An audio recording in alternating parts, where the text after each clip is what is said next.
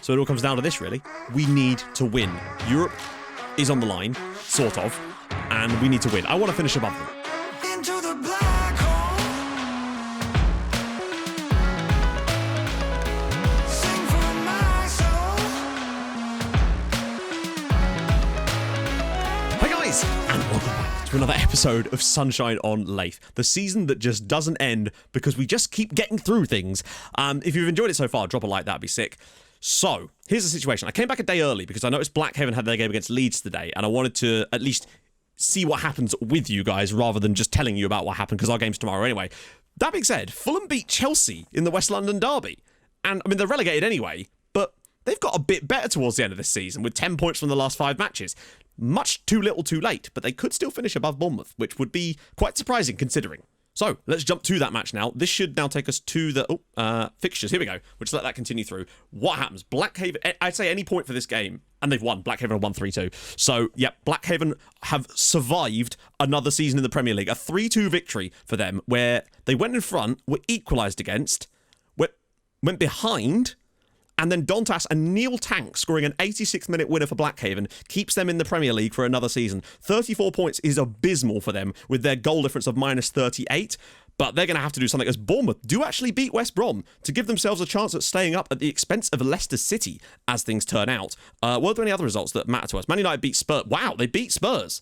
Well, that's given us an almost impossible task to get into the Champions League now as it goes. But I think we could still finish above Liverpool. That's the key thing for us.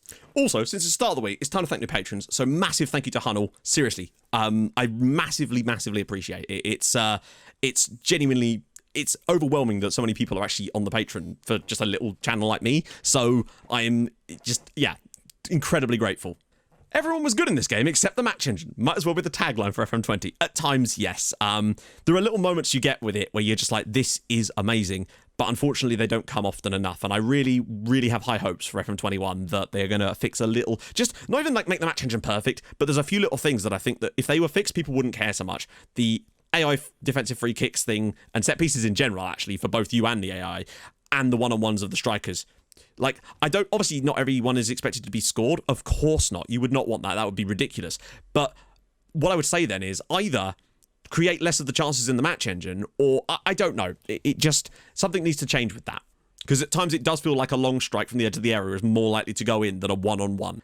And I feel like the XG system they're bringing in for FM21 will show that off massively if that isn't like an issue, if that isn't fixed, basically.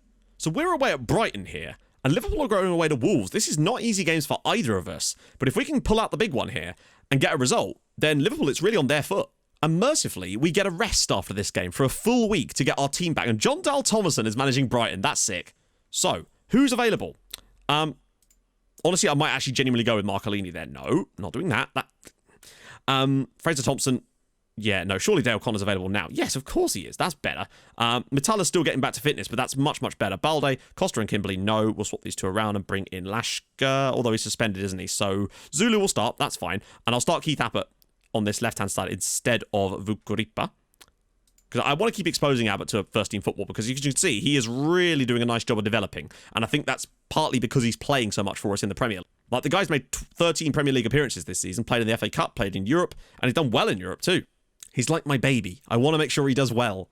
He's the crowning achievement of our youth academy so far in this save after 15 years. Caio Henrique is the guy they signed from Arsenal for 50-odd million pounds. Oh, that reminds me. I wonder how Arsenal are getting on. We better check that. I imagine they've won the league, but we will definitely be checking what happened to Arsenal after this game. Troy Parrott up front as well. Right, let's go.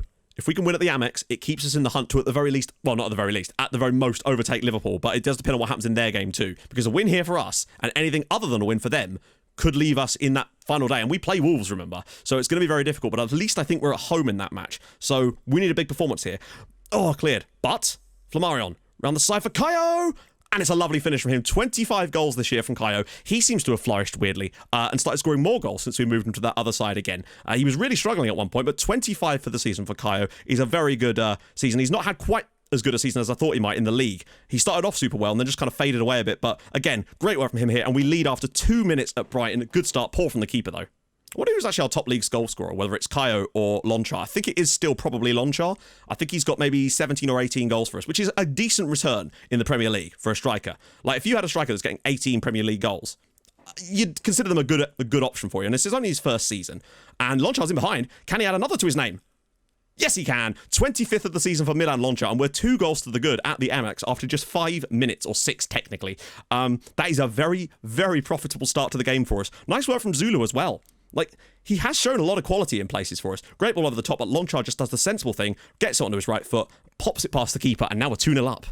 We're also going to go look at the other leagues and stuff after the Premier League fixtures are finished. That way we can concentrate purely on finals for tomorrow's video, because that is going to be 2 different finals in the same video. Flammarion picks it up in the midfield. He's looking a lot better lately. Lonchar, nice little touch inside. He'll probably go for goal. I feel like, yes, not the best. Keith Abbott's been skinned by Baumann. We need a good block, and he will get there, and Abbott will clear.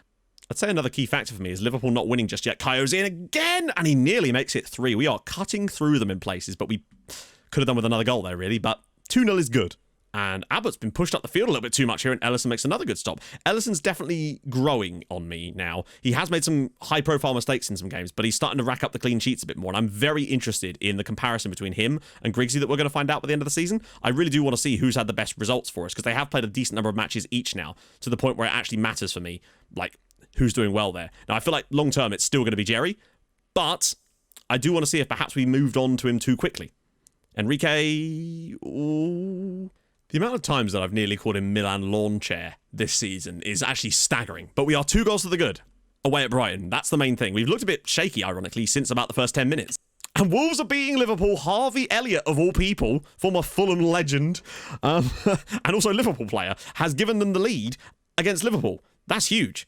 Not that it makes much difference, because we'd still probably need to make sure we keep winning, because, you know, our goal difference is so much worse than Liverpool's. That's not going to get overturned today. So really, a draw for them is as good as a defeat as far as we're concerned. But we got to keep doing our business. Maybe we can get the goal difference back. Balde, lovely little touch from him. Can he square it for someone? Finds Flammarion and finds Lonchar. Cut out by Flammarion. Round the side for Kayo. He's in again. Oh, finds Flammarion instead. And a good save by Perez. That was quite a nice play. Bruzidi to bring it away. Can he provide another one of his magic assists, or just go all the way through and score himself? He's in. Bruzidi. Ah, poor effort. And Keith Abbott, once again, caught under the ball. He's been a bit bad for that tonight. I feel like a lot of Brian's opportunities have come from those balls over the top of Keith Abbott, sadly. He does need to work on his positioning slightly, it would feel. And it's 2-0 to Wolves. Harvey Elliott has scored again, and Wolves are doing us the biggest of favours. We just got to make sure that we handle our end of the deal, though, which is to get the win. Billington now could drive through himself. Win Billington's in. Can he score in the Premier League? No, he can't. Oh, he nearly had his chance there. That should have been 3-0, really, for Win Billington. And Mitalla's just thrashed a guy there. It's 3-0 to Wolves. Diaz has now got another one. I mean, with us winning 2-0 and Wolves winning 3-0, it does bring the goal difference slightly more into question in the Liverpool match, but I don't think it's enough to make that actually be an issue for us, really. Particularly not if we were to concede here, as once again, Keith Abbott's been caught out of position and Ellison has bailed him out for about the 5th time in this match. But Jezza doing a good job in goal today, to be fair. And I think with the time left, we are going to get the result here, which is the most important factor, to take us to 72 points. Regardless of whether we get Champions League or not, we have pushed massively up in the right direction as far as points are concerned. Yeah, the goal difference is still 8 worse than Liverpool's. That's never going to happen for us. We've just got to outpoint score them, really. We've just had too many large defeats against some of the bigger sides. You know, the 7-1 against Manchester City, the 4-0s here and there. It's too much of that, basically, have cost us goal difference this season. Without those results, we'd probably be around about the sort of 25, 26 goals scored. He turned it behind. Well done, Jezza. Good work from him again. That's the thing we're missing, is just not getting those horrendous defeats at some point. If we can cut that out of our game for next season, that would give us a huge step in the right direction as far as goal difference is concerned as well.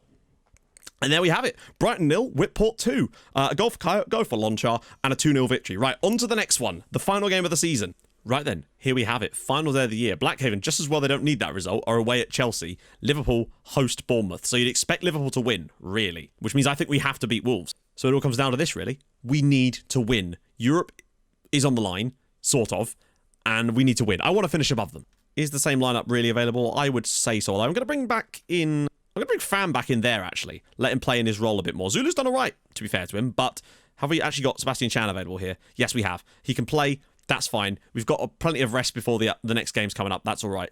We already know that we need to go after Jay Hassan and Masaoudi. They've got Jadon Sancho at Wolves as well. Interestingly, no Harvey Elliott. It is really win or bust for us. Now, I suppose it actually doesn't matter in the grand scheme of things, as we will be in the Europa League next season anyway, because we're going to finish above Wolves against Watford, but I really do want to finish above Liverpool. 5th would be fantastic. Although they've already taken the lead in their game, it would seem. After 1 minute, Modisa gives them the lead, and Balde nearly gives us the lead. And it's now 2-0 to Liverpool after 6 minutes. Well, I mean, that if we ever needed more pressure on us, then there it is. Manchester United also winning through Hudson-Odoi. Lonchar, can he put it across for someone, though? Kayo! Oh, nice idea. But the start of the game has been very good from us as Mitala's shot is now safe. 6 minutes in and we've already had enough chances to score at least a goal. Kimberly for Flamarion again. Wolves are all over the shop. If we can just get that lead. And Flamarion again can't put the ball across. Now he can. Kayo! Oh, my goodness. This was all the hallmarks of one of these games that for the first 20 minutes we are unplayable, have tons of opportunities, fail to take them, and then for the rest of the game we do nothing. Lonchar is on the end of it, just as I say that. 26th goal of the year for him, 17th in the league, Kayo with the assist, and that is the goal that could potentially grab us that 5th place. We have really opened things up against Wolves here. Remember, this Wolves team beat Liverpool 3-0 in the last match, and we've started off here incredibly well. Lovely work from Lonchar, gets in there again, 26th of the year. That gives him a good chance of being our top scorer overall. Kayo to deliver. And Lonchar, it's off the bar. Dale Connor will get the rebound. That surely will kill this game off at this point. Milan Lonchar with the assist. He gets his initial header deflected in off the bar. Well, via Dale Connor in the end. But nice work from Lonchar to get to the back post here. Get a good header on it, but comes back to, well, I mean, it's not even a header from Connor. He's just slid that into the back of the net. Well done, Dale. Go on, let's finish the season with a flurry. A good flurry. Flamarion is going to get a chance to have another shot here. And he goes for goal. Well saved again. Also, the fact that Leicester City could technically stay up if they had 31 points is crazy when you consider how much teams took to go down last season. Sheffield United had like nearly 40, didn't they? Kayo. We can do some magic here. Balde. No. Oh, no, actually, no magic at all. Said we're going to lose the ball and probably concede to this. What a stop from Jerry Ellison. Nicely done, Jezza. Flamarion will keep this in. Might be able to find Sebastian Chan. Lovely little ball, and Kayo's header is over the bar. Sortile's ball in. Oh, I think I really like the fact that now with this corner setup, we have Clive Kimberley on the edge of our box, meaning that when we do get those clearances, it falls to a player who is an incredibly good passer of the ball, and he's very good at picking people out, and we're getting a lot more chances from counterattacks from our own defensive corners, which is a good sign, I think. Sortile to the backside here, and he's gone past. Whoa, that's going to be a goal. Jadon Sancho's got one back for Wolves there. Lucas Sortile's shot was blocked by Ellison, but there's nothing he could do about the rebound there. And again, Keith Abbott, that's one of those things I really do think that his positioning, he needs to work on. He's consistently getting caught under the ball in these situations by being a tiny bit too high up. But that being said, he was still in the right position and then just kind of guffed it up there. Come on, guys, let's not screw this up now. Well done, Fran. Oh, he couldn't quite get the pass through, although Lonchar's won it back brilliantly and he's now been fouled by Ruben, and that's surely going to be down to 10 men. Well done, Milan. Well done, lad. There's going to be some large gaps in that Wolves team now. Kayo's ball in. We need to get another goal here. Really, Kimberley smashes it home, and it's 3-1. Clive's 5th goal of the season. For a guy that we brought in literally as a meme, he's done a stellar job in sort of stabilising our midfield at the club this season, and chipping in with a few goals when it really mattered as well. I can't be denied that. Oh, Mitala actually knocks that down for him. It wasn't a deflection. Well played. Hassan's been played through here for Bruzidi around the side. Kayo sets himself. That's a poor finish. And once again, Hassan is just so good at breaking our backline, and again, Ellison bails us out there. They have very much established themselves, it would be fair to say. 7 they've now scored against Brighton today.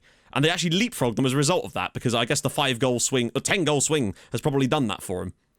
Fran now. But it looks like we are going to tie up this and get 75 points this season, which is a very, very good performance from us. I think on a lot of years that might have even earned us some Champions League football, but it's not going to matter entirely as we still get to play in an FA Cup final and a Europa Conference League final. Yeah, how much did that actually swip that over? To be fair, Bristol City's goal difference, I think theirs was already better than theirs, because before the game, it would have been, what, -13, and Brighton's was -18. So yeah, that was already the case, and it's just been made a hell of a lot worse in total. So Bournemouth do go down in the end. We'll have a look properly.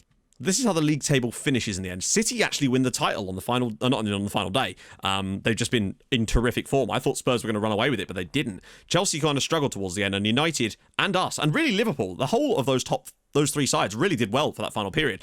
The only thing that really cost Liverpool was that result against Wolves in the last match.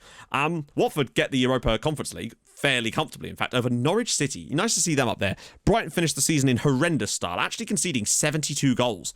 They've been underratedly bad. Blackhaven did seem to stem the flow of goals slightly, but they still had the worst defence in the entire league. It could have been worse at one point, though, but they did stay up. In fact, they stayed up by 5 points, amazingly. Last year, they'd have gone down with that kind of points tally, but there you go. Lonchar, joint second in the highest goal scorers in the league. I'll take that. Kayo up there for assist as well with 13, and one of the best players in the entire Division 2. You love to see it. All in all, very, very successful season. I wanted to try and get Europa League this year. We did it. We've got to a European final, which we've still got to play tomorrow, and an FA Cup final, which will be in tomorrow's episode as well.